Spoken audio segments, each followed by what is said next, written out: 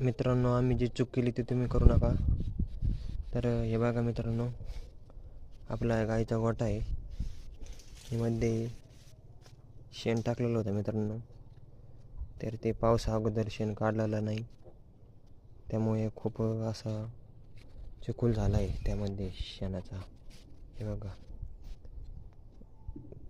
पाऊस आल्यावर ते शेण खूप खराब झालं आहे मित्रांनो. त्यामध्ये किडे पण लागले. गायला आता बसण्यासाठी सोडायला आपण सोडत नाही मित्रांनो, कारण या शेणामध्ये बारीक बारीक किडे असतात, जे गायांच्या सडामध्ये जाण्याची भीती असते.